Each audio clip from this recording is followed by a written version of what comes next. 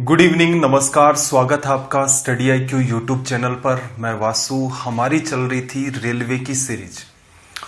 Railway series का आज हमारा डे 42 है। हमने एक टारगेट लिया है कि रेलवे की मैथ्स का जो कंप्लीट सिलेबस है उसे हम लोग 90 डेज में कवर करेंगे।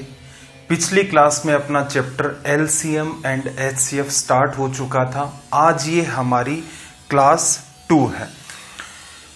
क्लास स्टार्ट करने से पहले एक जरूरी बात, ये आपको दिख रहा है टेलीग्राम पर जाएं आप और सर्च करें वासु स्टडी IQ। ये चैनल है, इसे आप ज्वाइन करें। इस पर आपको डेली बेसिस पर एक तो क्लास की लिंक मिल जाती है, प्लस में आपको यहाँ पर जैसे ही चैप्टर कंप्लीट होते हैं उनकी PDF अपलोड कर दी जाती है। प्लस इन फ्यूचर जो भी इंपॉर्टेंट नोट्स होंगे, एग्जाम रिलेटेड इंफॉर्मेशन होगी, वो सारी की सारी चीजें आपको यहीं पर प्रोवाइड करवाई जाएंगी। नीचे वाला जो पार्ट है अपना वो है Vasu study IQ doubt group. यहां पर आप अपनी एग्जाम रिलेटेड जितने भी डाउट्स हैं उनको पूछ सकते हैं। चलिए फिर सेशन को स्टार्ट करते हैं। सबसे पहले सवाल नंबर 746। अब तक जितने भी सेशन हुए हैं उनमें कुल मिलाकर के 745 सवाल अपने हो चुके हैं। एक छोटी सी बात आपको दी गई है 2/3, इसके बाद 4/9, 4/9 एंड 5/6। इसका आपसे पूछा है LCM। जब भी कभी इसका LCM पूछा जाता है तो ऊपर वाले पार्ट का फाइंड किया जाता है LCM और नीचे वाले पार्ट का फाइंड किया जाता है HCF। ऐसा क्यों है, इसको समझने के वैसे तो दो तरीके होते हैं। पहला तरीका तो ऐसा है जिसके लिए आपको मैथ्स पर एक अच्छी खासी कमांड की नीड होती है, उसके बिना आपका काम नहीं चल सकता। दूसरा जो अपना तरीका है वो मैं आपको समझाने की कोशिश करता हूं। जैसे आप निकालते हैं 10, 12 और 15। 10, 12, 15 का LCM जब आप निकालते हैं तो आपका LCM निकल के आता है 60। अब देखना जरा, 60 में जब आप 10 का डिवीजन करेंगे तो आपको ये पता है परफेक्टली डिवाइड हो जाएगा कितनी बार? 6 बार। ऐसे ही 12 का डिवीजन करेंगे तो ये परफेक्टली 5 बार, और 15 का डिवीजन करेंगे तो परफेक्टली आपका 4 बार डिवाइड हो जाएगा। तो सेम टू सेम लॉजिक ये है कि जैसे कई बच्चों का ये डाउट रहता है इसमें कॉमनली कि सर LCM निकालना तो ऊपर नीचे दोनों का ही LCM निकालने क्या समस्या है। देखना जरा, अगर हम पूरे का ही ऊपर और नीचे दोनों ही केसेस में अगर हम लोग LCM फाइंड करें तब क्या इफेक्ट पड़ता है? 5, 4, 2, 2 और 4 का तो 4, 5 और 4 का कितना? 20। नीचे वालों का LCM 3 और 6 का 6 हो जाएगा, और 6 और 9 का कितना हो जाएगा भाई? आपका 18 लिखा जा सकता है। सिंप्लीफाई करोगे तो यहां पर कितना आ जाएगा? 10/9। अब देखना जरा, 10/9 है आपके पास, इसमें आप डिवीजन करेंगे 2/3 का। 3 ऊपर चला जाएगा, इससे कट जाएगा, ये इससे कटेगा 5 बार। तो देखना जरा रिजल्ट क्या आया? 5/3। जबकि LCM तो वो नंबर है जिसके अंदर आप जिन नंबर्स का LCM फाइंड करते हैं उनका डिवीजन करने पर परफेक्ट रिजल्ट आए। आप अगर ऊपर और नीचे दोनों ही जगह LCM फाइंड करेंगे तो आपने क्या देखा? परफेक्ट रिजल्ट नहीं आ रहा है। तो क्या होना चाहिए था भाई? तो इसको फिर देखो मैं क्या करता हूं, इसको करता हूं मैं फिर से दूसरे तरीके से एक्सप्लेन। देखना, मैंने ये मान लिया कि इस पूरे का जो LCM निकल के आएगा, पूरे का LCM। अब ये मत कहना कि सर ये LCM है ये HCF, नहीं, एक तरीका होता है पूरे का LCM निकालने का, ठीक है, उस अप्रोच का पार्ट है। LCM मैं मानता हूं पूरे का निकल के आएगा मेरा क्या? A/B। अब फिर से बात को अंडरस्टैंड करना, A/B के अंदर जब डिवीजन करेंगे आप किसका? 2/3 का, तो ये बात आपको कुछ ऐसे दिखेगी। 3 तो आपका चला जाएगा ऊपर, B आपका नीचे, और यहां पर क्या मेंटेन रहेगा? 2। अगेन देखना, जब आप A/B के अंदर डिवीजन करेंगे 4/9 का, तो 4 तो नीचे रहेगा और 9 आपका ऊपर मेंटेन होगा। ऐसे ही देखना, A/B अगले पार्ट के अंदर डिवीजन करोगे आप 5/6 का, 5 नीचे और 6 आपका ऊपर। अब थोड़ा सा ऑब्जर्व करना, LCM जब भी आप लेंगे तो देखना जरा, इस 2 को भी खत्म करना है क्योंकि परफेक्ट नंबर आना चाहिए। मैं क्या कर रहा हूं, LCM निकाला, उसमें ये जो नंबर हैं और ये सारे के सारे परफेक्ट आने चाहिए, या यूं कह लूं मैं, ये आपके क्या आने चाहिए? Natural number. ठीक है भाई, नेचुरल नंबर कब आएंगे? जब नीचे वाला पूरा का पूरा पार्ट आपका कट जाए। नीचे वाला पूरा का पूरा पार्ट कटेगा तभी आपके नेचुरल नंबर आएंगे, जैसे 6, 5 और 4, और तभी हमारी जो कंडीशन होती है परफेक्ट डिवीजन की एलसीएम के अंदर वो फुलफिल होगी। तो देखना जरा, ये 2, 4 और 5 है, ठीक है। 3, 6 और 9 इनका तो कोई सीन नहीं है। ये किससे कटवा लें हम लोग? ए से। तो आपने क्या देखा, ए ऐसी संख्या है जिसमें 2 का, 4 का, 5 का भाग चला जाएगा। तो एक बात बताओ, क्या 2, 4, 5 का एलसीएम ही तो वो नई संख्या होगी। फिर देखना नीचे आपका बी मेंटेन होता है। अब अगर मान लो मैं बी की कोई वैल्यू निकालू यहां पर, जैसे पीछे हमने क्या किया था, इनका एलसीएम ले लिया था। एलसीएम इनका 18 था, 18 यहां मेंटेन करोगे, 18 यहां रखोगे, 18 यहां रखोगे, तो नीचे 6, फिर 2, फिर 3। इसका मतलब नीचे तो नंबर मेंटेन होने लग गया। रिजल्ट क्या आना चाहिए था, एलसीएम में इन संख्याओं का भाग दोगे तो परफेक्ट नेचुरल नंबर बनेगा आपका। तो फिर ये बी कैसी संख्या है? तो आप देखेंगे कि भाई बी नीचे से हटाना है, तो बी ऐसी संख्या लो ना जिसके बी का अगर डिवीजन 3 में करूं तो भी हो जाए, 9 में करूं तो भी हो जाए, 6 में करूं तो भी हो जाए। ऐसी संख्या क्या है भाई? इन सब का एचसीएफ। तो इस वजह से ये कॉन्सेप्ट आपका फॉलो किया जाता है। तो भविष्य में बस आपको इतना ही ध्यान रखना है कि पूरा जब भी कभी आपको फ्रैक्शन का एलसीएम चाहिए तब आप क्या करेंगे, ऊपर का एलसीएम नीचे का एचसीएफ। तो इसका रिजल्ट क्या आ जाता भाई, 5, 4, यहां से 20 आ गया। इन सब का एचसीएफ कितना हो गया? 3। अब चाहे आप डिवीजन करके देख लो, जैसे डिवीजन करके भी मैं दिखा देता हूं। 2/3 करोगे, 3 से 3 कट जाएगा, 2 का भाग दिया, 10 आ गया। 4/9 का करोगे, 4 5 बार कटेगा, 9 ऊपर चला जाएगा, 3 से कटा 3, ये वैल्यू कितनी भाई? 15। 5/6 का डिवीजन करोगे, 5 से काटा 4 बार, 6 ऊपर चला गया 2 बार, तो ये 8। तो यहां पर ये अपनी कंडीशन फुलफिल होती है। इसमें कई बार आंसर तो आ गया अपना 2। इसमें कई बार एक छोटी सी बात और भी एग्जामिनर कई बार गेम्स खेल जाता है इस टाइप का। जैसे इसी सवाल के अंदर ऐसा होता, पहले वाली बात आपको दे देता, जैसे 2/3 और 5/6 ये सवाल रख देता, तो आपका रिजल्ट क्या आता भाई? इन दोनों का आप एलसीएम लेते तो एलसीएम बनता आपका 10, एचसीएफ निकालते तो यहां पर कितना आता? 3। ठीक है, 10/3। अगर मैं इसको चेंज करके लिख दूं, एग्जामिनर आपके सामने ये लिख दे भाई 4/6 और 5/6, इसका एलसीएम क्या होगा? तब आप क्या दिमाग लगाओगे यहां से? तब देखना 5 और 4 की वजह से एलसीएम कितना आ गया इनका? 20, और इन सब का एचसीएफ कितना आ गया? 6। ठीक है, हुआ। इस केस के अंदर जब आपने सोल्व किया तो आपको पता चला रिजल्ट 10/3 आ रहा है। कोई समस्या नहीं है, देखने में सुंदर सटीक लग रहा है। अब मैं इसको फिर से चेंज करता हूं, मैं इसको चेंज कर लेता हूं। यहां पर देखना 3 गुणा कर रहा हूं मैं, ये 6 बना लूं और ये 9 बना लूं, इसको एज इट इज मेंटेन करूं। तो मैंने क्या किया, एक बार इन संख्याओं को ऐसे लिखा, एक बार मैंने इन संख्याओं को ऐसे लिखा। हमने इन दोनों को सोल्व किया, कोई फर्क नहीं पड़ा एलसीएम पर। लेकिन अगर संख्याएं इस फॉर्म में दे रखी हैं, फिर आप एलसीएम निकालोगे, 6 और 5 का कितना हो जाएगा भाई? 30। इनका एचसीएफ निकालोगे तो कितना आएगा? 3। कटा कितना आया? 10। जबकि रिजल्ट क्या आना चाहिए था आपका? 10/3। क्या गड़बड़ की? गड़बड़ ये है कि ये जितना भी मामला चलता है इसको सिंप्लीफाई करना है।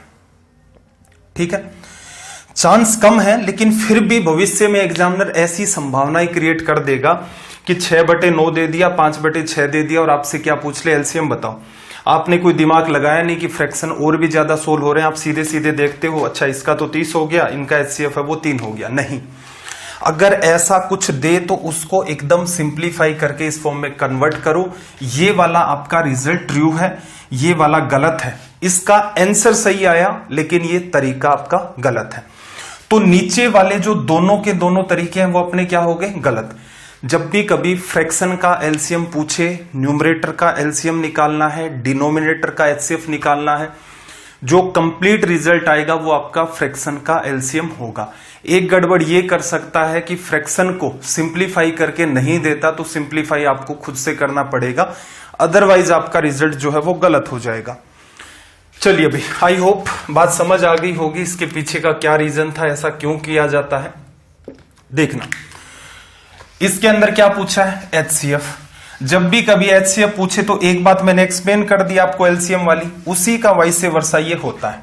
जैसे इसने क्या कहा, 2/3 दिया आपको, इसके बाद आपको दिया 4/5, इसके बाद आपको दिया 6/7। HCF चाहिए तो ऊपर वाले पार्ट का क्या निकालो भाई, HCF, और नीचे वाले का क्या, LCM।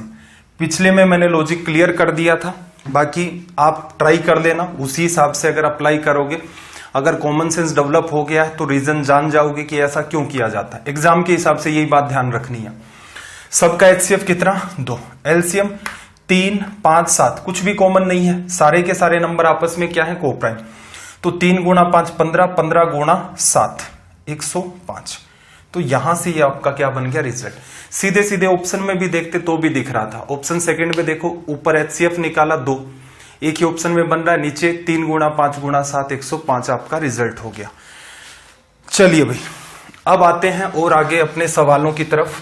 आज हो सकता है साउंड का कोई इश्यू आ रहा हो, क्योंकि ऊपर वाले फ्लोर पर कुछ कंस्ट्रक्शन टाइप का चल रहा है, जिसकी वजह से बीच बीच में शायद आपको साउंड फील हो रही होगी।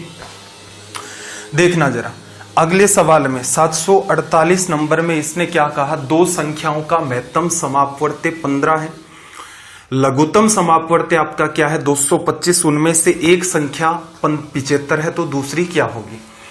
असल में देखो लॉजिक क्या होता है, लॉजिक इतना सा है कि जब आप एलसीएम को HCF से गुणा करते हो दो संख्याओं में, तो वही रिजल्ट आपका होता है पहला नंबर गुणा में दूसरा नंबर। ठीक है भाई, तो इस हिसाब से अगर आप इसको सीधे सीधे डील करते तो ये तो क्या हो गया भाई आपका एलसीएम तो आपका दे रखा है इसने 225, HCF आपको दे रखा है 15, एक नंबर आपका 75 है, दूसरा नंबर आपको फाइंड करना है कि दूसरा क्या होगा। 75 से ये 3 बार आपका कट जाएगा, 15 गुणा 3 45 आपका हो गया रिजल्ट। ठीक है, एग्जाम के हिसाब से तो आपको इतना ही ध्यान रखना है कि एग्जाम में जब डील करते हो तो ये इसके पीछे की वजह होती है। अब इसके भी पीछे क्या वजह होती है उसको थोड़ा सा अंडरस्टैंड करते हैं, छोटे एग्जाम्पल से समझना जरा। देखो, जैसे मैंने नंबर लिए 8 और 12, 8 और 12 के एलसीएम की अगर मैं बात करूं तो 8 और 12 का एलसीएम कितना होता है भाई 24। ठीक है भाई, अगर मैं इनके HCF की बात करूं तो मेरा HCF क्या होगा 4। ठीक है, अगर इन्हीं संख्याओं को मैं 8:12 करके लिखूं फिर इसको सोल्व करूं तो क्या आएगा 2:3। ठीक है, यहां से यहां गए हो तो आपने क्या देखा, जो HCF होता है, HCF क्या है आपका कैंसल आउट हो जाता है। HCF क्या पढ़ा है, वो बड़े से बड़ा नंबर होता है जिस नंबर का इन दोनों में डिवीजन लग जाएगा। ठीक है, यही कॉन्सेप्ट हम लोग आगे भी चल के काम में लेने वाले हैं कि ऐसा क्यों होता है। ठीक है भाई, तो अब यहां से छोटा सा आप कॉमन सेंस लगाओ कि ये 8 था, ये आपका 12 था, इसी को अगर मैं HCF के हिसाब से लिखता तो 4 गुणा में 2 लिखता और इसे 4 गुणा में 3 लिखता। इन दोनों का जो सबसे बड़ा कॉमन पार्ट है वो ऑटोमेटिक आपका कैंसिल आउट हो जाएगा। रीजन क्या है, वो HCF है।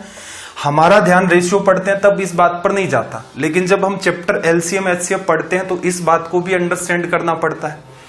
अब ये कॉमन पार्ट कट गया तो आपके पास रिजल्ट क्या बना, यहां पर 2:3।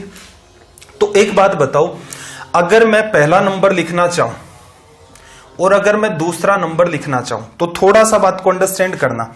ये मेरा 8 था, क्या इसे मैं HCF इंटू में A नहीं लिख सकता और क्या इसे मैं HCF इंटू में B नहीं लिख सकता, लिखा जा सकता है। फिर से देखो मैं जगह बना रहा हूं, यहां पर एक इंपॉर्टेंट बात हम लोग अंडरस्टैंड कर रहे हैं। रीजन ये है कि कुछ ऐसे सवाल भी होंगे जहां पर ये वाली बात अप्लाई होगी, लेकिन अप्लाई करने का एक आपका तरीका होना चाहिए। ठीक है भाई, देखना मैंने 8 और 12 को टारगेट लिया, इनका जब रेशियो लेता हूं तो 2:3 मेरा मेंटेन होता है। फिर मैंने क्या देखा कि यहां से यहां गई तो आपका HCF कट गया, आपके पास क्या बचा 2 और 3, 2 को मैंने A माना, 3 को मैंने B माना। तो अगर मैं इस संख्या को लिखना चाहूं तो मैं ऐसे लिख सकता हूं HCF गुणा में A। इस संख्या को अगर मैं लिखना चाहूं तो मैं इसको लिख सकता हूं HCF इंटू में B, लिखा जा सकता है। यही काम मैंने किया है। अब यहां पर A और B के साथ क्या है, A और B जो है आपके वो क्या नंबर है, को प्राइम। को प्राइम कौन से नंबर होते हैं भाई, ऐसे 2 नंबर, ठीक है, जिनके अंदर एक के अलावा और कोई भी कॉमन पार्ट नहीं होता, जैसे 3 और 5, ये क्या है, को प्राइम नंबर है। अब आप ये भी कह सकते हो सर ये प्राइम है, बिल्कुल ये प्राइम भी है। प्राइम जो नंबर होंगे उनके पेड़ तो ऑटोमेटिक को प्राइम होंगे, लेकिन देखना जरा, 4 प्राइम नंबर नहीं है, 9 भी प्राइम नंबर नहीं है, लेकिन इनका आपस में जो कॉमन पार्ट है वो क्या है, सिर्फ 1। तो इसका मतलब ये क्या हो गई, कोप्राइम। कोप्राइम क्यों लिखा भाई, कोप्राइम इसलिए लिखा कि जितना भी कॉमन पार्ट इन दोनों में था वो तो HCF की तरीके से आया, वो आपस में कट गया। इस वजह से आपका 2:3 बचा, और 2:3 में आगे कटने की कोई भी संभावना नहीं बची। इसलिए क्या ध्यान रखना है, चलो और आगे खींचते हैं बात को, समझ ही लो इसको प्रॉपर तरीके से। देखना, अगर मैं मेरा पहला नंबर लिखना चाहूं तो सीधे सीधे मैं क्या लिख सकता हूं, पहला नंबर A इंटू में HCF लिख सकता हूं। अगर मैं दूसरा नंबर लिखना चाहूं तो मैं लिख सकता हूं B इंटू में HCF, लिखा जा सकता है। नंबर मैंने क्या उठाए थे, 8 और 12। इसको मैंने क्या लिखा था, 4 HCF था गुणा में 2, फिर 4 HCF था गुणा में 3। ठीक है, कोई मुझसे ये कहे कि यहां पर मेरे पास क्या है, A है, और यहां पर मेरे पास इनका HCF है, यहां पर मेरे पास B है, यहां पर मेरे पास इनका HCF है। कोई मुझसे कहे कि इनका एलसीएम क्या होगा, तो मैं ये कहूंगा कि भाई A और B आपस में तो कट नहीं रहे, इसका मतलब एलसीएम में A गुणा B तो लेना ही पड़ेगा। HCF इन दोनों का कॉमन आकर कट जाता है, इसका मतलब HCF को आप गुणा में रख सकते हैं। तो एलसीएम निकालने का तरीका देखो, 4 इसमें है, 4 इसमें, 4 रख लिया, गुणा में क्या है, 2 और 3, यही तो हम लोग निकालते हैं। तो अगर यहां से कोई मुझसे कहे कि इनका एलसीएम क्या होगा, तो आप कहेंगे कि इनका एलसीएम होगा A इंटू में B और इंटू में HCF। इन दोनों में कॉमन क्या है, HCF, वो ले लिया। ये रिलेटिव कोप्राइम नंबर है, इसलिए एज इट इज आपके गुणा में आ गए। यहां तक मेरे ख्याल से हर बच्चे को बात समझ में आ गई होगी। अब देखना जरा फिर से कि ये रिजल्ट कैसे आया। ये रिजल्ट देखो, फर्स्ट नंबर को जब आप सेकंड नंबर से गुणा करते हैं तो A into HCF, B into HCF, A into में HCF, और फिर क्या लिखा आपने, B इंटू में HCF। थोड़ा सा समझ लो, 5 मिनट में कुछ बिगड़ नहीं जाएगा, वैसे भी तरीका यह है, लेकिन इस पैटर्न पर भी कई सवाल बनेंगे। अब समझने में ध्यान नहीं जाएगा, फिर मैं सीधे सीधे करूंगा, फिर कमेंट करोगे इस टाइप के कि सर समझ ही नहीं आए। 5 मिनट निकाल लो, हमेशा के लिए कॉन्सेप्ट क्लियर हो जाएगा, और ये किसी किताब के अंदर नहीं दे रखा है। देखना, ये लिखा आपने। अब यहां से देखना जरा, first number into second number आपके पास आ गया। अब हमने एलसीएम क्या लिखा था, A into B into HCF, A into HCF into B। इतने पार्ट को मैं क्या लिख सकता हूं, एलसीएम, और इंटू में क्या लिख सकता हूं, HCF, जो कि मेरा क्या था, रिजल्ट।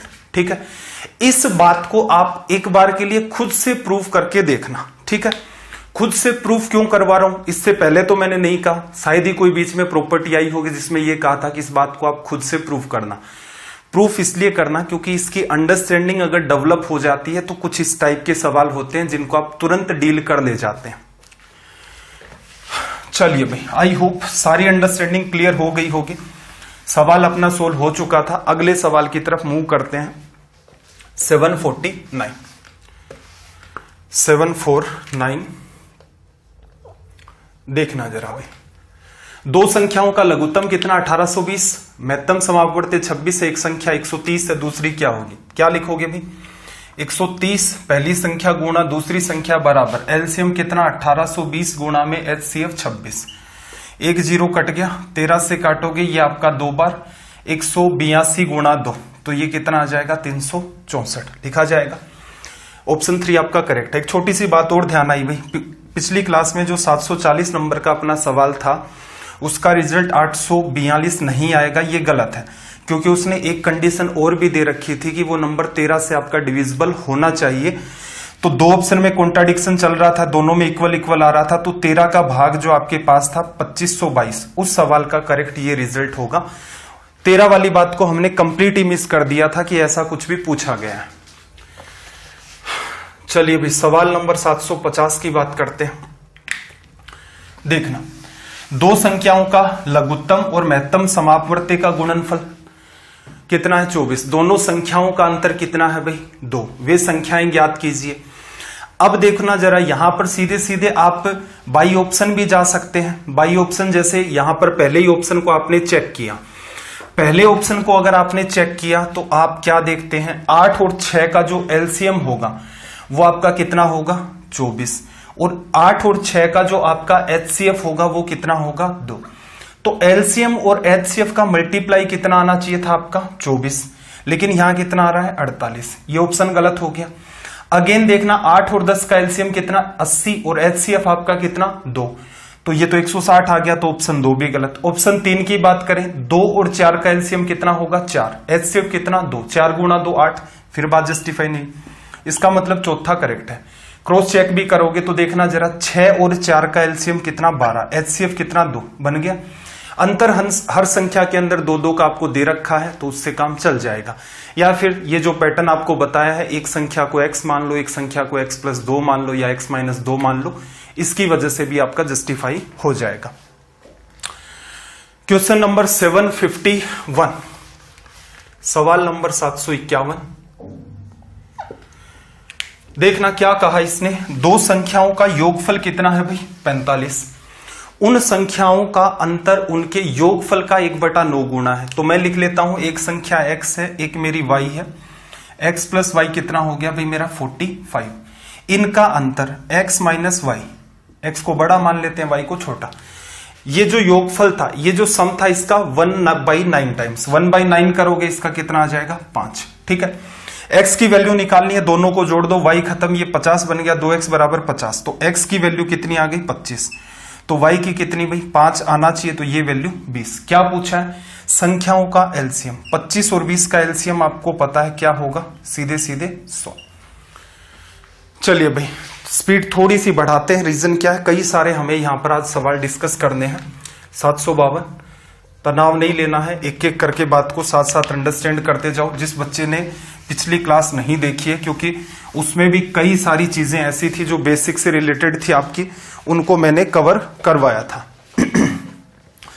देखना जरा 752 में इसने क्या कहा कि वह सबसे बड़ी संख्या जिसके द्वारा 25, 73, 97 को भाग देने पर प्रत्येक दशा में समान शेष रहे। ठीक है भाई, ऐसे सवालों को मैं आपको ये कहना चाहूंगा, आप हमेशा ही बाई ऑप्शन जाए, ये सबसे सटीक वे होता है। जनरल अप्रोच इसकी बड़ी कॉम्प्लेक्स हो जाती है। तो देखना हर बार समान शेष रहे, तो मैं पहला ही ऑप्शन है मेरा 24, 25 में 24 का भाग दूंगा 1 बचेगा, 73 में 24 का भाग दूंगा 24 गुणा 3 72, 1 बचेगा, 97 में 24 गुणा 4 1 बच गया। इसका मतलब पहला ही ऑप्शन मेरा क्या है करेक्ट। ठीक है भाई, बाकी को चेक करने की नीड नहीं है। मैक्सिमम कितने ऑप्शन चेक करने हैं, 3 चेक करने हैं। कोई खास टाइम लगता है, नहीं लगता है। मान लो 21 से स्टार्ट होते तो आपको दिख रहा है 4, और 21 गुणा 3 63 और 10 73, अलग बचा, नहीं चेक करना। 6 का डिवीजन करते 24, फिर 72 तक भी जाता है, लेकिन वहां पर देखना जरा 96 तक भी डिवीजन चला गया। लेकिन 6 क्या है आपकी, 6 तो छोटी संख्या, इसका मतलब सबसे बड़ी संख्या आपकी कौन सी जस्टिफाई हुई 24। तो जैसा सवाल पूछता है वैसा ही नंबर उठा करके आपको ट्राई करना होता है। सबसे बड़ी पूछी है, सबसे बड़ी को उठाओ, उसके हिसाब से जज करो। वो बात नहीं बनी, उससे छोटी, उससे छोटी, तीनों में नहीं बात बनी, तो फिर बचा हुआ आपका रिजल्ट हो जाएगा। चलिए भाई सवाल नंबर 753, सवाल नंबर 753। देखना, दो संख्याओं का लघुत्तम 1920, महत्तम समापवर्ती 16, एक संख्या 128, दूसरी संख्या क्या होगी। होमवर्क डाल देता हूं, नकली सवाल है, इजीली डील कर दे जाओगे। स्क्रीनशॉट ले लो भाई जल्दी से सवाल का।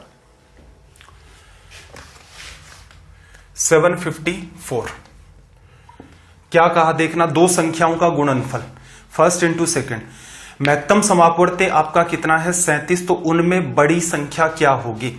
देखना, दो संख्याओं का मल्टीप्लाई कितना किया है 4107, लिखा जा सकता है।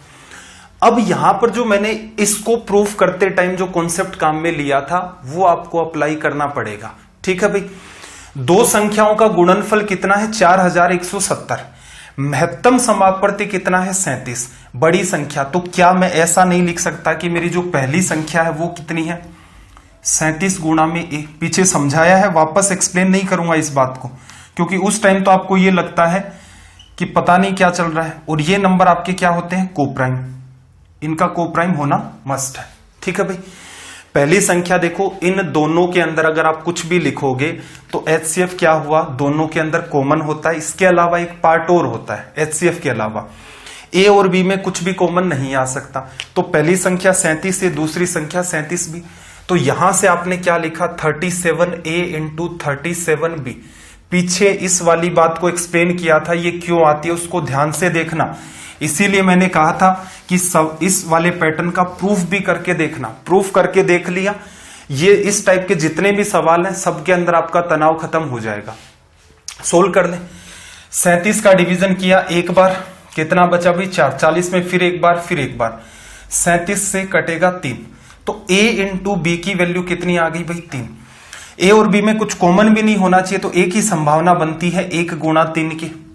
आपको क्या चाहिए, बड़ी संख्या, तो 37 गुणा में b करना है 3, तो रिजल्ट क्या आ गया भाई 111। ये आपकी अप्रोच है। अगर इसका प्रूफ जो करवाया था वो समझ आ गया, इसका मतलब इसमें कुछ भी बचा नहीं है। उसी पैटर्न पर देखो फिर एक सवाल है 755। अब वो समझ आ जाता है, उसके बाद तो स्ट्रेस एकदम खत्म हो जाता है कि किसी भी टाइप का सवाल, मेनली 2 ही तरीके से इसको यूज करते हैं। एक बार एज इट इज होता है, एक बार मल्टीप्लाई दे देता है, तो पहले और दूसरे नंबर को HCF की हेल्प से कैसे लिखा जाएगा देखना। 2 पूर्ण संख्याओं का अनुपात क्या है, X रेशियो Y। महत्तम समापवर्ती कितना है भाई आपका Z। अगर रेशियो आपके पास आ ही गया, X रेशियो Y है, और इनका HCF आपको पता ही है, तो आपको पता है जब ये संख्या ओरिजिनल फॉर्म में थी तो क्या था यहां पर Z गुणा X, और यहां पर भी क्या था आपका Z गुणा Y। HCF दोनों में क्या था, कॉमन आ गया था। और ये वाले जो नंबर होते हैं ये आपके क्या थे, मैंने कहा था कि को प्राइम नंबर हैं। ये ऐसे नंबर जो आपस में प्राइम होते हैं, उनमें कुछ भी कॉमन नहीं होता है। आपसे इनका लघुत्तम लेने को कहा गया है। तो देखो लघुत्तम में क्या होता है, ये तो अलग अलग फैक्टर हो ही गए, Z तो आएगा ही आएगा, X और Y फिर डिफरेंट है, तो इनटू में Y। ये आपका रिजल्ट हो गया। फिर से मैं कह रहा हूं, इस बात को जहां पर मैंने प्रूफ किया है उस प्रूफ को देखना। वो देखने में जब मैंने स्टार्ट किया होगा तो आपको भी अजीब लगा होगा कि यार सर इस चीज की नीड कहां पड़ गई कि आप सीधे इस बात को लिखवा दो, ऐसे ही पढ़ते हैं हम लोग तो मैथ्स। नहीं, नीड है। अगर ये चीज आपको समझ आ गई कि ये कैसे आई, तो उसके बाद इन सवालों में कुछ भी नहीं है। सीधे सीधे मुझे दिख रहा है Z गुणा X पहला नंबर, Z गुणा Y दूसरा नंबर, X Y में कुछ कॉमन नहीं है। एलसीएम जब लोगे, देखना जरा, मैं फिर से एक एग्जांपल से समझाता हूं। जैसे संख्याएं 8 और 12 होती है एक्चुअल में, इनका अनुपात लोगे तो अनुपात आपको क्या दिखेगा भाई 2:3, और इनका HCF कितना होगा 4।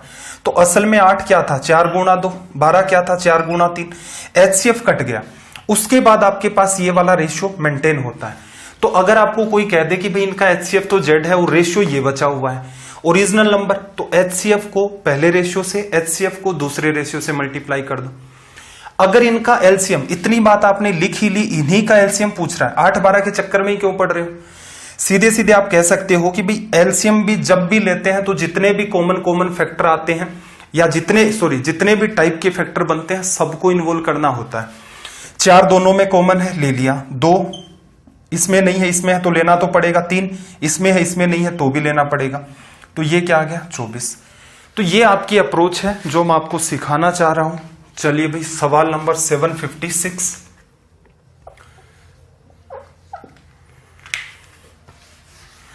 ठीक है, प्लान तो ये था कि एलसीएम एचसीएफ को 3 क्लास तक लेकर जाएंगे, लेकिन फिर वो बाकी जगह अपना क्या शेड्यूल थोड़ा सा मिसमैच हो जाता है और 90 डेज में जो हमने टारगेट लिया वो पूरा नहीं हो पाता, इसलिए स्पीड थोड़ी सी आपको डिफरेंट लग रही होगी। देखना 3 संख्याएं हैं 2, 3, 4, उनका महत्तम समापवर्ती कितना है 12। ओरिजिनल नंबर निकालोगे तो कितना 12 गुणा 2, 12 गुणा 3, 12 गुणा 4। आगे एलसीएम आपको लेना है, तो आपको पता है कि 12 को तो शामिल करना ही करना है। इसके अलावा अलग फैक्टर और क्या बनेंगे 2, 3, 4, उनको भी लेना पड़ेगा। 2, 3, 4 के अंदर आप 4 को ले लेते हो तो 2 की नीड नहीं है, तो फिर क्या लिखो सीधे सीधे 3 गुणा में 4। 12 गुणा 3 36, 72, 144 रिजल्ट आ गया। ठीक है, थोड़ा सा रिवर्स डायरेक्शन में समझना, ऊपर से जा सकता है सवाल। पहला नंबर 12 गुणा 2 24, दूसरा कितना 36, और तीसरा कितना 12 गुणा 4 48। 24 और 48 की बात करें तो इनका तो एलसीएम 48 हो गया। इसको क्या लिख सकते हो भाई 12 गुणा 3 36, 18 गुणा 2 भी लिखते, लेकिन 18 का डिवीजन नहीं लग रहा है तो 12 गुणा 3 लिख देता हूं। 12 का डिवीजन करते हो तो कितना आता है यहां पर 4, 4 में 3 का नहीं भाग जा रहा, इसका मतलब 48 गुणा में 3 आपका एलसीएम होगा 120 और ये 144। ये भी अप्रोच है। अब यहां पर देखो, आप कहेंगे कि सर वो रिलेटिव कोप्राइम, सॉरी आपके कोप्राइम नंबर तो थे, तो 2 गुना 3 गुना 4 क्यों नहीं किया? देखो 2 इसके गुणा में अब तक हमने देखा उसके हिसाब से तो ये करते थे, लेकिन एलसीएम ले रहे तो आपको पता है 4 आ गया गुणा में तो 2 का भाग ऑटोमेटिक चल जाएगा। तो इस बात को हमने एलिमिनेट कर दिया और सीधे सीधे हमारा यहां से रिजल्ट बन गया। सवाल नंबर 757, क्वेश्चन नंबर 757।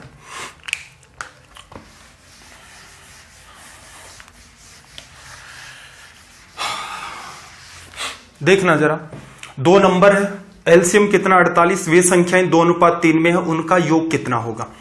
तो क्या मैं ऐसा नहीं लिख सकता कि एचसीएफ इनका मैंने मान लिया x, तो पहला नंबर x गुणा a, x गुणा a क्यों लिख रहे हैं? x गुणा में 2। दूसरा नंबर क्या होगा मेरा? x गुणा में b लिखा जाएगा। पहला नंबर मेरा ऐसे लिख लो, x गुणा में 2, दूसरा नंबर x गुणा में 3। ठीक है भाई, इनका जब आप एलसीएम लेते हो तो क्या करते हो? x दोनों में कॉमन है, फिर एक फैक्टर 2 बचा, एक 3 बचा, तो 2 गुणा 3, ये एलसीएम आता है बराबर कितना? 48। 6 से काटा 8 बार, x की वैल्यू कितनी भाई? 8। संख्याओं का योग, ये संख्या कितनी? 16, ये संख्या कितनी? 24। ये 16 हो गई, ये आपकी 24 हो गई। दोनों का अगर एडिशन करोगे तो यहां से देखना 6 4 10 और ये कितना आ गया? 40। फिर से उसी चीज की हमें नीड है, फिर से ध्यान से सुनना, पेशेंस बना करके रखो। देखो पेशेंस के आगे सब कुछ किया जा सकता है, कंसिस्टेंसी की भी आपको नीड होती है। चीजों को सीखते टाइम पेशेंस बना के रखें।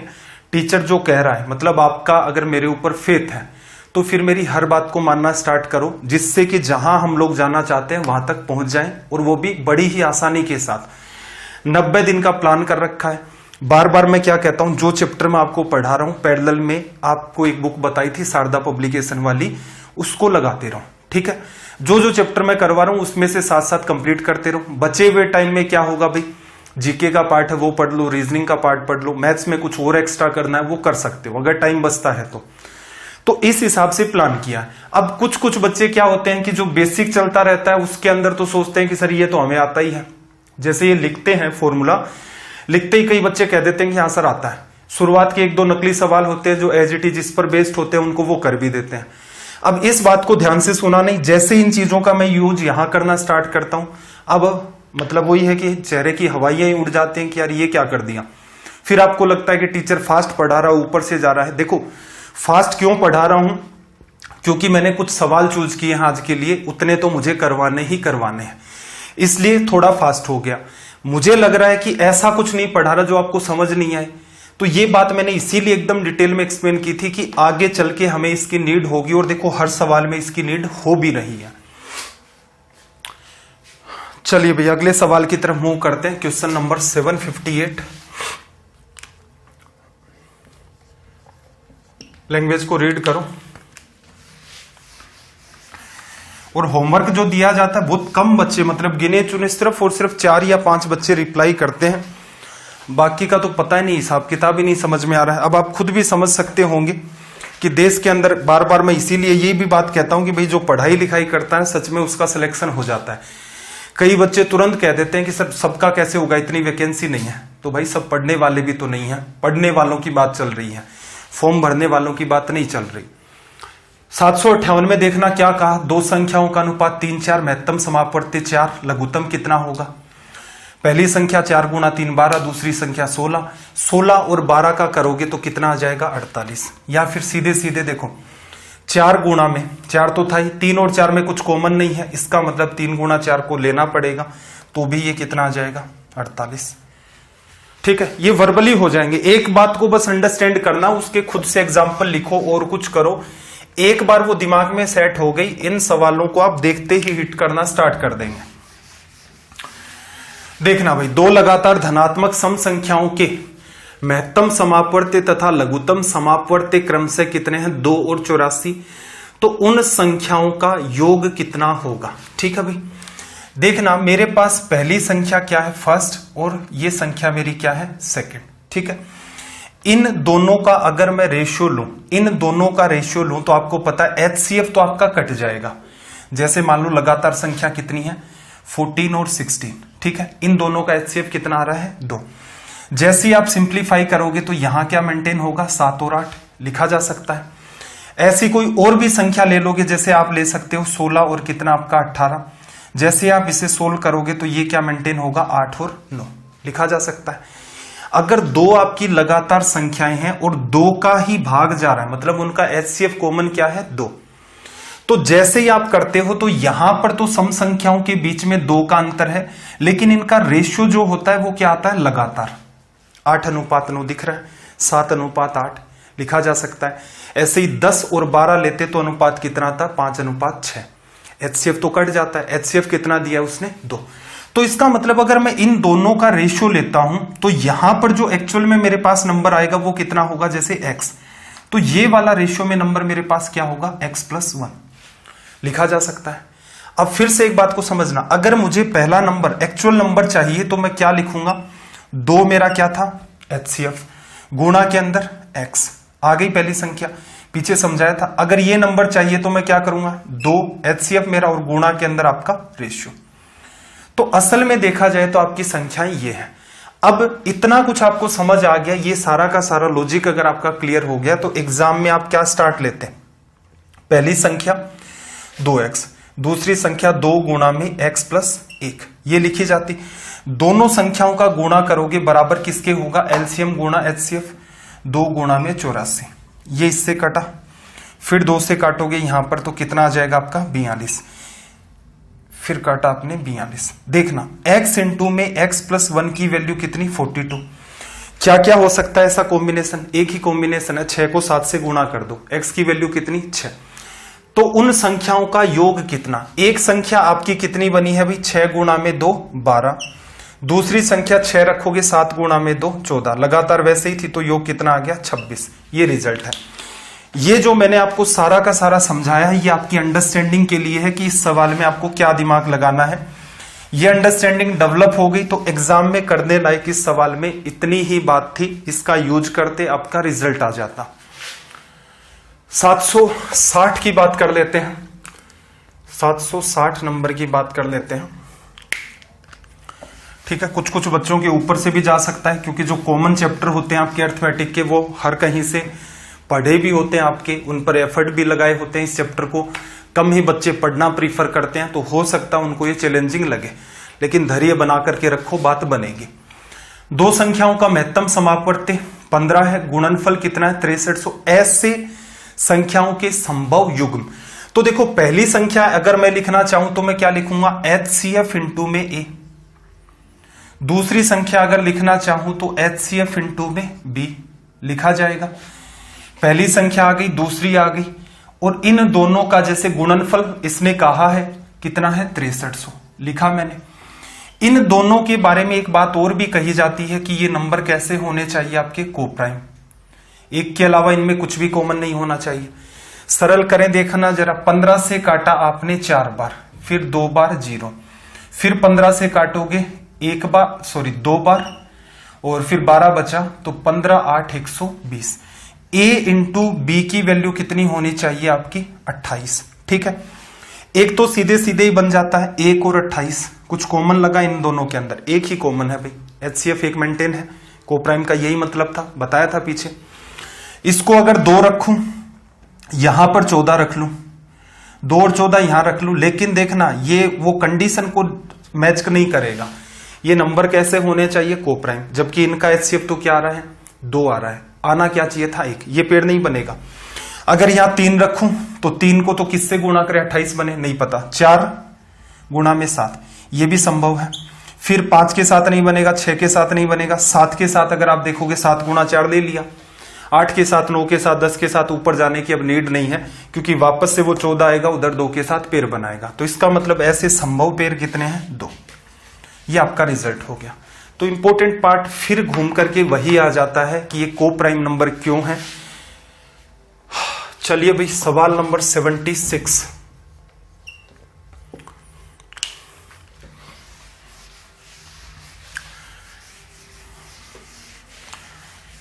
(760) में देखना दो संख्याओं का सम कितना भाई 36, उनका महत्तम समापवर्ती और लघुत्तम समापवर्ती कितना है 3 और 105। ठीक है, उन दोनों संख्याओं के व्युत्क्रमों का योग क्या होगा। महत्तम समापवर्ती कितना है इनका 3, तो मैं संख्या क्या ले लूं, एक तो मेरी 3x ले लूं और दूसरे वाली संख्या क्या ले लूं 3y। और ये आपको पता है x और y कैसे हैं, को प्राइम नंबर। बार बार बात काम में आ रही है, को प्राइम नंबर है, एग्जाम्पल से समझाया जा चुका है, माइंड में सेट भी हो गई होगी बात। अब देखना इनका एलसीएम जब आप लेंगे, देखो एक तो यहां से ये बात तय हो गई थी कि 3x प्लस 3y का जो सम है 36, x प्लस y की वैल्यू यहां से कितनी आनी चाहिए आपकी 12। ठीक है, 3 का डिवीजन कर दिया। अब यहां पर कई सारे पैटर्न बन सकते हैं, 1 11 बन सकता है, 2 और कुछ बन सकता है, इस हिसाब से आपका चल सकता है। ठीक है, लेकिन इसने आपको एक बात कही कि उनका जो लघुत्तम है वो कितना है 105। अब मुझे एक बात बताना, 3x 3y का लघुत्तम क्या होगा, 3 गुणा x गुणा y, ये कितना आना चाहिए भाई 105। 3 से काटा कितनी बार 35 बार, कट गया। अब आपके लिए पेड़ बनाना आसान है कि x और y को जोड़ोगे तो 12 आएगा, x और y को गुणा करोगे तो आपका कितना आएगा 35। क्या संभावना है, 7 गुणा 5, 7 प्लस 5। x की वैल्यू मेरे पास कितनी आ गई भाई 7, y की वैल्यू 5। अब उन संख्याओं के व्युत्क्रम, संख्या कितनी है मेरी एक 3x, तो व्युत्क्रम किया मैंने 1/21। ये मेरी 3y है तो 5 गुणा 3 15 बन गई, लेकिन इसको इनवर्स करोगे तो ये 1/15 बनी है, क्योंकि y की वैल्यू क्या बनी अपने पास 5। कॉमन लो, एलसीएम लोगे एडिशन करने के लिए 21 और 15 का, देखना जरा 21 तो ये है ही है, 3 का भाग इसमें चला जाएगा, 21 गुणा 5 105। ये पीछे से करते आ रहे हैं नकली सी बातें। डिवीजन कितनी बार 5 बार 7 बार। 12 डिवाइड बाई 105, 3 से फिर कट रहा है, 4 अपोन में कितना आ गया 35। ये आपका रिजल्ट हो गया ऑप्शन 3। सवाल ये जितने भी चल रहे हैं इनके स्टार नहीं लगा रहा, आज के सेशन का हर सवाल आप इंपोर्टेंट मान के चलेंगे। 762 762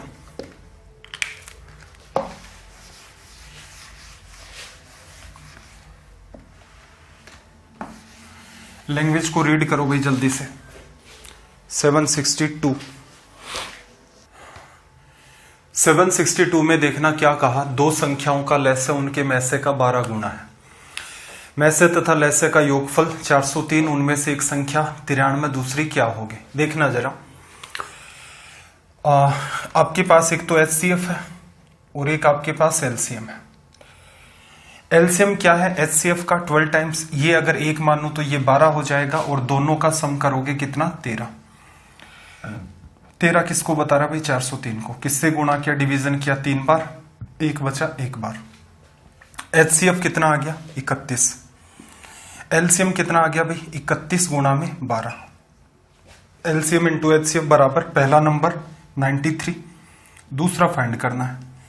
31 से काटा कितनी बार कट गया भाई ये 3 बार, 31 3 93, 3 से काटोगे 4 बार, 4 और ये 12, 124 क्या हो गया आपका सेकंड नंबर। ठीक है, सवाल को पहली बार रीड करते हैं तो ये लगता है पता नहीं होगा या नहीं होगा, बहुत ज्यादा टिपिकल सवाल है, लेकिन इजी सवाल है, इजी कैटेगरी का आप कह सकते हो इसे। 763 सवाल नंबर 763, लैंग्वेज को रीड करो जल्दी से। 763 में देखो इसने क्या कहा, दो संख्याओं का एचसीएफ और एलसीएम क्रम से 21 और 84 है। यदि दो संख्याओं का अनुपात 1 और 4 है तो दोनों संख्याओं में से बड़ी संख्या क्या होगी। अब एक बात बताओ, एचसीएफ आपको दे रखा 21, रेशियो दे रखा है, तो एक संख्या 21 गुणा 1 21 होगी, दूसरी संख्या 21 गुणा 4 84 होगी। तो यहां तो कोई दिमाग ही नहीं लगाना था बड़ी संख्या, लेकिन कब, जब वो आपका कॉन्सेप्ट क्लियर है। कॉन्सेप्ट क्लियर है तो वर्बली आप इसका आंसर बता सकते हो कि रेशियो गिवन है और एचसीएफ गिवन है, एलसीएम की नीड भी नहीं थी इस सवाल में।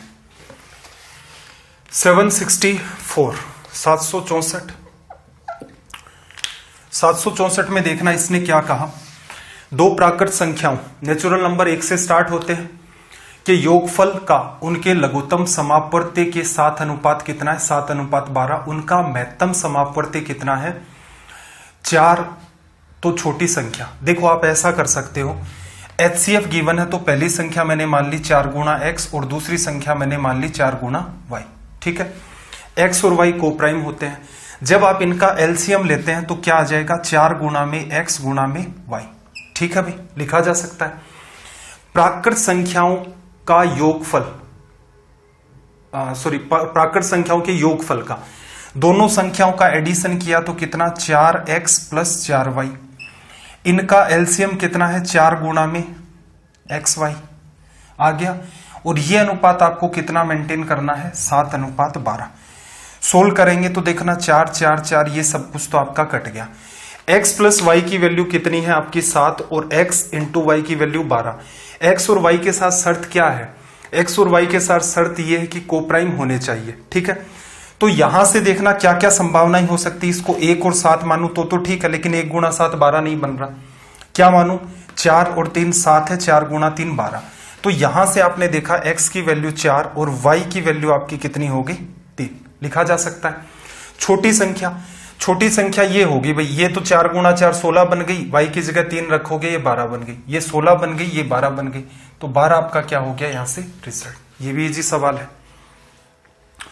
765 765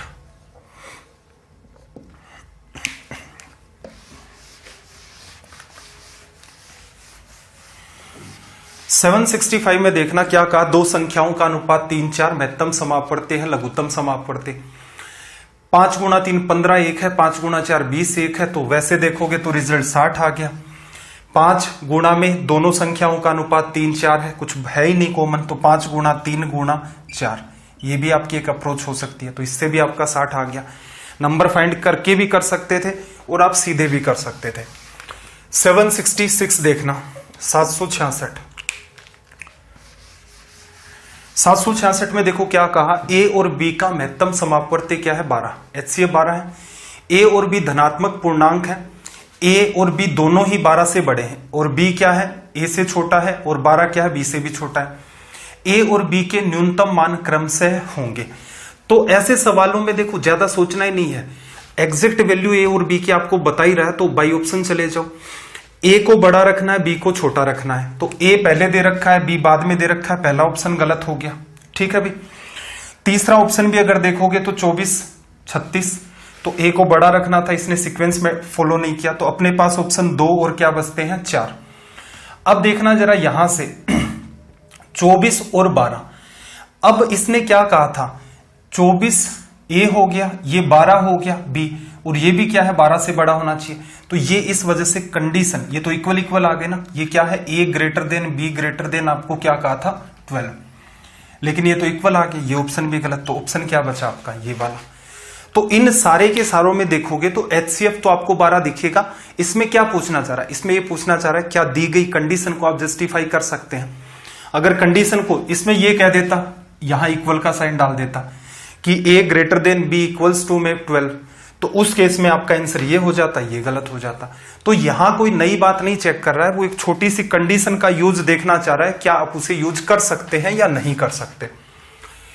सवाल नंबर 767, क्वेश्चन नंबर 767 देखना क्या कहा, दो संख्याओं का HCF और LCM क्रमशः 44 और 264 है। पहली संख्या को 2 से भाग दिया जाए तो भागफल कितना आता है 44। तो एक बात बताओ कि संख्या क्या है आपकी 88 तो है ना, 88 में 2 का भाग दोगे तभी तो 44 आएगा।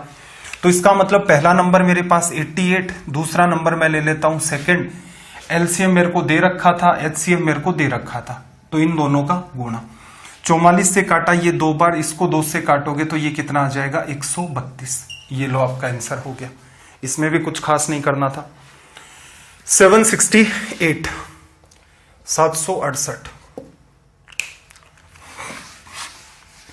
768 में देखो इसने क्या कहा, दो संख्याओं का योगफल 84 है, महत्तम समापवर्ती 12 है, तो ऐसी संख्याओं के कुल युग्मों की संख्या। तो बात को ऑब्जर्व करना, पहली संख्या क्या है आपकी 12 गुणा x, और दूसरी संख्या क्या है आपकी 12 गुणा में y, ठीक है भाई। HCF पर दिमाग नहीं लगाना। LCM जब लोगे तो क्या लोगे 12, और ये दोनों कोप्राइम है, इसका मतलब इनको एज इट इज यूज करना पड़ेगा, बराबर कितना भाई 84, 12 7 84। अब यहां पर देखना जरा, x इंटू वाई की वैल्यू आप निकालोगे, गड़बड़ तो नहीं किया ना, ऐसी संख्याओं के कुल युग्मों की संख्या कितनी होगी। पहली संख्या देखना, योग दो संख्याओं का योगफल 84 है। एक मिनट, ये गलत कर दिया ना हमने, देखना 12x 12y है, दोनों को ऐड कर दोगे, दोनों का एडिशन, पहला नंबर दूसरा नंबर ऐड करोगे, 12 कॉमन आ जाएगा, x प्लस वाई, और बराबर कितना भाई 84, 12 7 84। ध्यान क्या रखना है, x और y आपके को प्राइम होने चाहिए, एक के अलावा कुछ भी कॉमन नहीं। तो संभावना एक से चेक करें, एक माने और इसको क्या मान ले 6 मान ले, 7 बन रहा है, संभव है। इसको अगर मैं 2 लूं, इसको 5 लूं तो भी 7 बन रहा है, संभव है। इसको अगर मैं 3 लेता हूं, इसको 4 लेता हूं तो इनका HCF फिर एक आ रहा है। इसको अगर मैं 4 लूं ये 3 हो जाएगा, इसको 5 लूं ये 2 हो जाएगा, जो काम हम ऑलरेडी कर चुके हैं। तो इसका मतलब ऐसे पेयर कितने बने 3, ऐसे आपके 3 कॉम्बिनेशन होंगे। तो ऑप्शन बी आपका करेक्ट हो जाएगा। 769 769 लैंग्वेज को रीड करो जल्दी से। देखना क्या कहा कि विद्यार्थियों की अधिकतम संख्या ज्ञात कीजिए जिसमें 1001 पेन और 910 पेंसिल इस प्रकार बांटे जाएं कि प्रत्येक विद्यार्थी को पेनों की संख्या भी बराबर मिले और प्रत्येक विद्यार्थी को पेंसिलों की संख्या भी बराबर मिले। ठीक है, ये नहीं कहा इसने कि पेनों की संख्या और पेंसिलों की संख्या इक्वल है, नहीं। एक स्टूडेंट को जैसे आपने 10-10 पेन दे दिए, एक स्टूडेंट को 9-9 आपने पेंसिल दे दी, तो हर एक स्टूडेंट को 10-10 पेन मिले, हर एक स्टूडेंट को 9-9 पेंसिल मिली। ठीक है भाई, रीजन क्या, दोनों चीजें वैसे इक्वल नहीं हो सकती क्योंकि 1001 पेन का डिस्ट्रीब्यूशन करना और 910 पेंसिल का, तो वो संख्या बराबर नहीं होती। तो बराबर क्या करना है, एक विद्यार्थी को अगर 10-10 पेन मिलते हैं तो ये 10-10 सब में इक्वल होने चाहिए। एक विद्यार्थी को पेंसिल तो कम मिलेंगी क्योंकि ऑलरेडी संख्या क्या है कम, तो 9-9 पेंसिल मिलती हैं तो सबको 9-9। तो यहां क्या निकालना है, यहां आपको इन सब का निकालना है HCF। ठीक है, बेटर क्या रहेगा HCF भाई, बाई ऑप्शन चले जाओ, बाई ऑप्शन चले जाओ। बाई ऑप्शन में देखना 1911 हो सकता है, गलत। तीसरा ऑप्शन 1001, ऊपर तो हो ही नहीं सकता, वैसे भी 910 भी नहीं हो सकता, 910 का 910 में तो चला गया, 1001 में नहीं जा रहा, दूसरा ऑप्शन भी गलत, पहला क्या है करेक्ट। तो HCF अगर आप निकालते तो उसमें हो सकता है टाइम लग जाता, सीधे सीधे आप करेंगे तो बाई ऑप्शन सबसे सटीक वे होता। अब ये दोनों ही चीजें आपको पकड़नी है। पिछली क्लास में 1-2 सवाल ऐसे थे कि बाई ऑप्शन टिपिकल हो रहा था, जनरल अप्रोच आपकी फास्ट थी। दोनों चीजों को सीखें कि बाई ऑप्शन से कैसे किया जाता है और जनरल अप्रोच से। जनरल अप्रोच से इसको करोगे तो यहां पर ये आपका टाइम किल करना स्टार्ट कर देगा।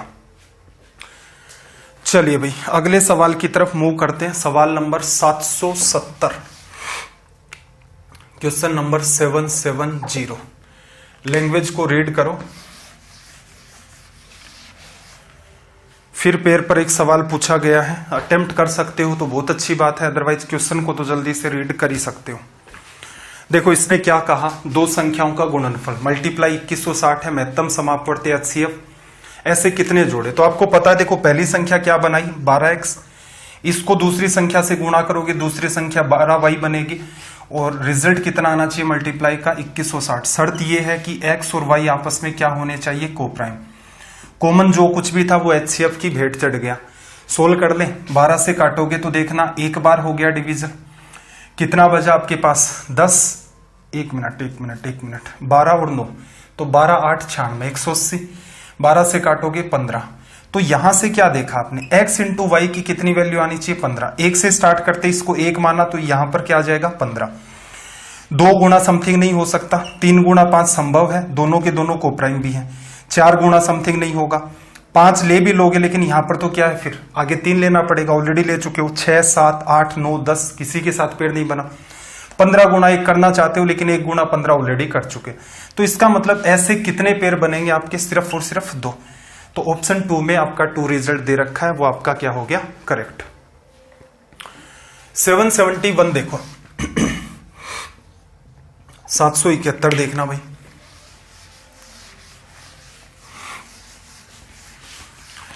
दो संख्याओं का महत्तम समापवर्ती इतना है, एलसीएम इतना, एक संख्या 75 और 125 के बीच है। होमवर्क डाल देते हैं, स्क्रीनशॉट ले लो जल्दी से सवाल का। ठीक है, नकली सवाल है, वैसे ट्राई करोगे हो जाएगा, कोई समस्या नहीं है। 772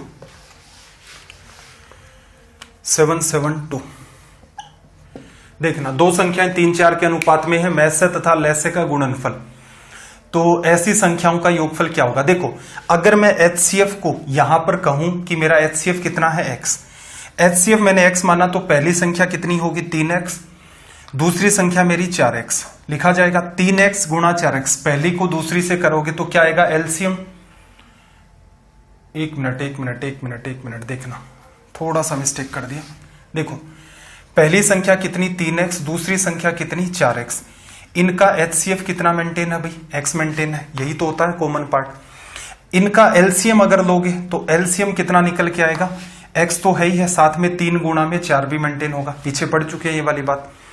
लघुत्तम और महत्तम समापवर्ती का गुणनफल, लघुत्तम कितना आपका x गुणा में 12, महत्तम समापवर्ती कितना आपका x, इसका रिजल्ट कितना है 20 28। सोल्व कर ले, 12 से काटा आपने, 12 से डिवीजन गया एक बार, 8 बचा, तो ये कितना हो गया 12 5 60, 12 गुणा, एक मिनट क्या गड़बड़ हो रही है भाई यहाँ पर, 80 बचा ना, 12 6 72 और 12 9 108। ठीक है, एक्स स्क्वायर 169 है, अंडर रूट कर दिया, एक्स की वैल्यू कितनी आ गई भी 13। संख्याओं का योगफल, एक संख्या 3x, एक संख्या 4x, दोनों का सम करोगे 7x आएगा, x की वैल्यू 13, 13 7 91 अपना क्या हो गया यहां से रिजल्ट। चलो भाई आगे चलते हैं। मेरे ख्याल से स्पीड को इतने को तो झेल ही जाओगे यार, बेसिक क्लियर करवा ही दिया था पिछली क्लास में भी और आज की क्लास के स्टार्टिंग में भी। तो जहां भी भविष्य में भी ध्यान रखना, जब भी कभी मैं किसी चीज पर स्पेशल इंफेसिस देता हूं उसको सीरियस लेना है, ठीक, क्योंकि अदरवाइज क्या होता है आप उसको सीरियस नहीं लेते हैं तो फिर आगे आपको चलता है स्पीड भी फास्ट है, समझ भी नहीं आ रहा, ऊपर से भी जा रहा है, ऐसा कुछ भी नहीं है इसके अंदर।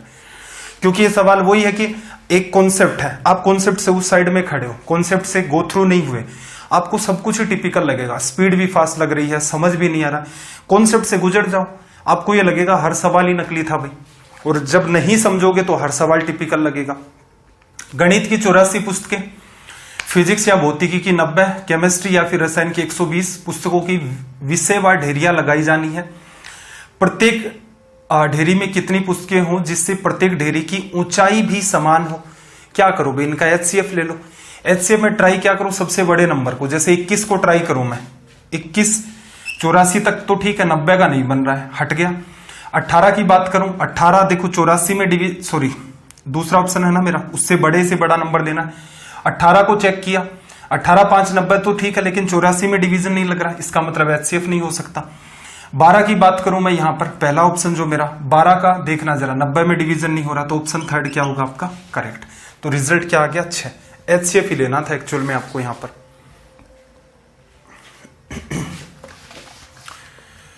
774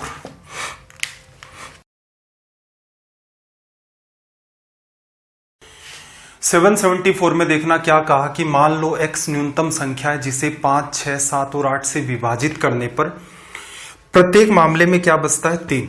ठीक है, अगर ये सवाल इतना ही होता तो आप क्या कहते हैं इसका रिप्लाई कि 5 से डिवाइड कर दो, 6 से करो, 7 से करो या 8 से करो, रिमाइंडर 3 बचना चाहिए।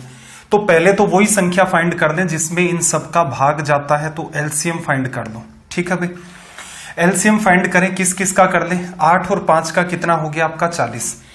40 इसको पढ़ लो, 3 गुणा में 2 का तो चला ही जाएगा, 40 में 3 का नहीं जाएगा, तो ये कितना आ जाएगा इन तीनों का 120। 7 अलग ही है, 7 का 120 में वैसे नहीं जाता, तो ये कितना आ गया 840। पीछे भी कर चुके हैं ऐसे कई सवाल। अब अगर ये सवाल इतना ही होता, अगली बात को छोड़ो, 9 से विभाजित किए जाने पर कोई शेषफल नहीं रहता x के अंकों का योग। अगर ये सवाल इतना ही होता कि संख्या में 5 का, 6 का, 7 का, 8 का भाग दे दें, रिमाइंडर 3 बचे, तो आप क्या कह सकते थे कि सर 840 तो एलसीएम है, इसमें 3 आप ऐड कर दो, तो जब आप भाग दोगे 5 का 840 तक चला जाएगा, 3 बचेगा, 6 का दोगे 840 में चला जाएगा, 3 बचा, ऐसे 7 8 का डिवीजन किया तो 3 बचेगा। लेकिन इसने क्या कहा कि 9 से विभाजित किए जाने पर कोई शेषफल ना रहे। ठीक है, अब इंपॉर्टेंट बात है कि आपको एक ऐसा नंबर लिखना है जिसमें 9 का भाग कर दें तो रिमाइंडर क्या आएगा 0।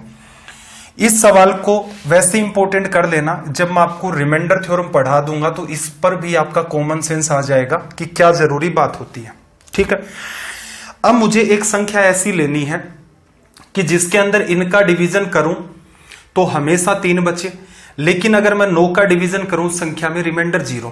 तो एक बात बताओ, अगर मेरे पास 840 है और 840 को अगर मैं x से गुणा करूं, देखना जरा 9 वाली बात को छोड़ो, 840 को अगर मैं x से गुणा भी कर दूं तो क्या उसमें 5 6 7 8 का भाग जाएगा? आप कहोगे बिल्कुल जाएगा। जैसे 2 और 5 का लघुत्तम कितना है 10। तो 10 गुणा अगर मैं 7 भी करूं तो भी आपको दिख रहा है 10 में ही तो भाग देना है, मल्टीपल में तो कुछ भी आ जाए। तो इसका मतलब वो संख्या 840 गुणा में x होगी कुछ मान लिया, और इसके अंदर अगर मैं 3 और ऐड कर दूं तो इनका भाग चला जाएगा पूरा पूरा, इसमें हमेशा 3 बचेगा रिमाइंडर। अब इस संख्या में 9 का भाग दे दोगे तो रिमाइंडर 0 आना चाहिए। रिमाइंडर कितना बचा पहले तो इसमें चेक करो। जैसे ही 9 का भाग दिया 9 9 81, फिर आपके पास 3 बचा, 30 में भाग चला गया 3 बार, 3 रिमाइंडर बचा। x क्या है हमें नहीं पता, प्लस का 3 अपोन में 9। इसका मतलब ऊपर जो भी संख्या है वो 9 के मल्टीपल में बनानी है, और संख्या क्या रखनी है छोटी से छोटी। 0 रख नहीं सकते, 0 रखते ये 0 हो जाएगा, तो ये लॉजिक ही खत्म सारा का सारा। 1 रखोगे तो ये 6 ही बनेगा, 9 का भाग नहीं जाएगा। x की वैल्यू क्या रख दी आपने 2 रखते ही मामला सेट हो गया।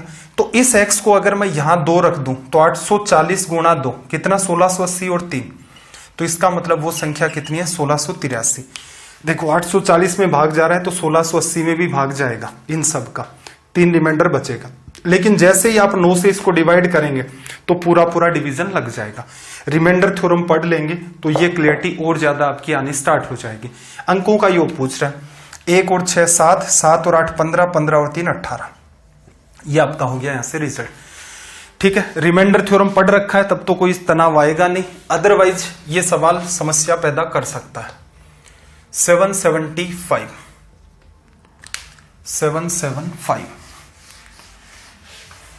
शायद मेरे ख्याल से 45 के बाद स्टार्ट किया था, तो आज की क्लास का ये क्वेश्चन नंबर 30वें नंबर का है।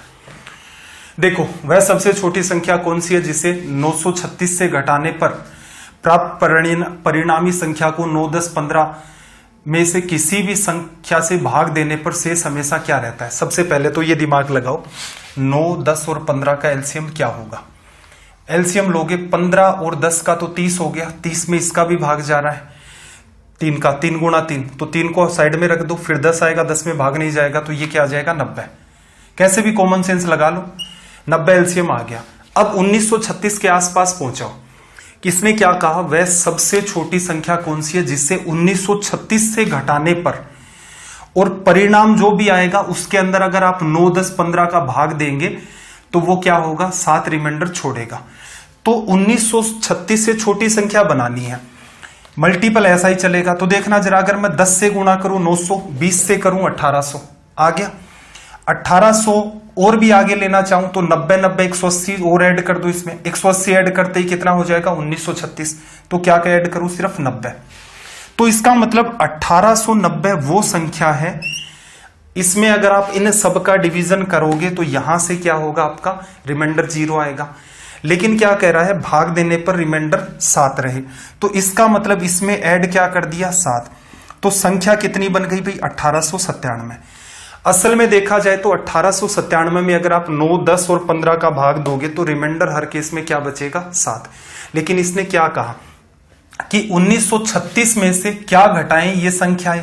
1936 में से देखना जरा 1897 घटा दो, 36 ऊपर वाला 3 ये वाला, तो कितना घटाना है 39। ये आपका हो गया यहां से रिजल्ट। तो ये क्या है इनका एक पूछने का तरीका है, चीज वही आसान है, वही नकली सी बात है, एक छोटी सी चीज है उसको घुमा फिरा करके कितने भी टाइप से पूछ सकता है। आगे कह देगा इसका आधा भी कर दें, ये भी कर दें, वो भी कर दें, इन सबसे कोई फर्क नहीं पड़ता। आपको बेसिक कॉन्सेप्ट समझ आना चाहिए, इतने में आपका काम चल जाता है। तो चलिए भाई आज का सेशन अपना यहां पर कंप्लीट हुआ। ये आपका हो गया एलसीएम एंड एचसीएफ। 90 दिन का एक प्लान ले रखा हमने, तो 90 डेज के अंदर जैसे जैसे आपको बताए थे स्टार्टिंग में पीडीएफ दी थी उसी सीक्वेंस में हम लोग चल रहे हैं, ना ही एक दिन आगे है ना ही एक दिन पीछे है। ठीक है, कई बार क्लास थोड़ी सी आपकी फास्ट हो जाती है। फास्ट इसलिए है कि अगर आपने कोई चैप्टर पहले नहीं पढ़ रखा है, जैसे प्रॉफिट लॉस परसेंटेज लगभग हर बच्चे को आते हैं, तो उसमें आपको पता ही नहीं चलता क्लास फास्ट चल रही है या स्लो चल रही है। एलसीएम एचसीएफ ये बीच बीच के ऐसे छोटे छोटे चैप्टर होते हैं जो बच्चे के पढ़े हुए नहीं होते हैं, वहां वो कॉन्सेप्ट सीखने में थोड़ा टाइम लगाता है। कॉन्सेप्ट प्रॉपर नहीं समझ में आता तो फिर क्या उसे लगता है जैसे फास्ट पढ़ाया जा रहा है, समझ नहीं आ रहा है। आप हमेशा ध्यान रखें, आपने अगर इतने वीडियो देखे वही टीचर आपको पढ़ा रहा है, वही फ्लो चल रहा है। आज देखो सवाल मुझे ज्यादा करवाने थे, अगर 15-20 ही सवाल मुझे कराने होते तो स्पीड को मैं और थोड़ा सा स्लो कर देता, लेकिन मैं ये चाहता था कि जितना भी टाइम है, ये क्लास कितनी देर की होगी, 1.25 घंटे के आसपास की, तो मैं चाहता था आपका बिल्कुल भी यहां पर टाइम किल ना हो। स्टडी IQ चैनल पर आप ऑब्जर्व करके देख लेना, XYZ कोई भी टीचर यहां पर आलतू फालतू बात नहीं करता, सिवाय पढ़ाई के। पढ़ाई से रिलेटेड बात होंगी, कंटेंट से रिलेटेड बात हो सकती है, एग्जाम से रिलेटेड बात हो सकती है, एग्जाम का गाइडेंस। कोई भी टीचर आपको यहां ऐसे नहीं सुनता हुआ बोलता हुआ दिखेगा आपको कि हम ये कर देंगे, वो कर देंगे, चमत्कार कर देंगे, ऐसा कर देंगे, वैसा नहीं। सिंपल है, कोई भी चीज है, सीखना चाहते हैं, मेहनत मांगती है। एग्जाम की क्या डिमांड है? एग्जाम की डिमांड इतनी है, एक लिमिटेड सा नॉलेज है, उसको लेकर आओ, उसके अलावा उसको अप्लाई करो एक लिमिटेड टाइम के अंदर, तब आपका सिलेक्शन होता है। और हमेशा ध्यान रखें, मेहनत करने वाले हर बच्चे का सिलेक्शन होता है। हाँ, हवाबाजी में आ जाएंगे उनका तो क्या करना, आर्ग्यूमेंट ही करना। अब देखो, मैं जैसे आपको होमवर्क देता हूं, कितने बच्चे कमेंट करते हैं? नहीं करते। तो सिंसियरिटी का लेवल अगर आप देखोगे तो आप पाओगे कि अपने जो सेशन देख रहे हैं उसके अंदर भी कितने बच्चों की सिंसियरिटी है। बहुत कम बच्चे उस चीज को मेंटेन कर पाते हैं। कितने बच्चे ऐसे हैं जो डे 1 से अपने साथ लगे हुए रेलवे के। कुछ बच्चे आते हैं, एक आधी क्लास देखते हैं, फिर सोचते हैं नहीं यार, ये टीचर बात ही नहीं कर रहा है ऐसी, इसको वो आग लगाने वाला सीन ही नहीं आता, इसको जहर पिलाने वाला सीन भी नहीं आता है, इस टाइप का कर ही नहीं रहा है।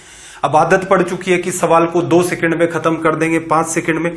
कभी जीवन में सोच के देखना, 5 सेकंड में सवाल भी नहीं पढ़ा जाता है, खत्म करना तो दूर की बात। ठीक है, एक आधा कोई सवाल इतिहास में आपको ऐसा मिल जाएगा कि आपने उस पर प्रैक्टिस की, आपने देखा अच्छा ये नकली सा सवाल है, इसका आंसर। लेकिन फिर भी उस सवाल को अटेम्प्ट करने का टाइम, रीडिंग का टाइम वो निकालोगे तो वो भी 10 सेकंड आपको मिलेगा।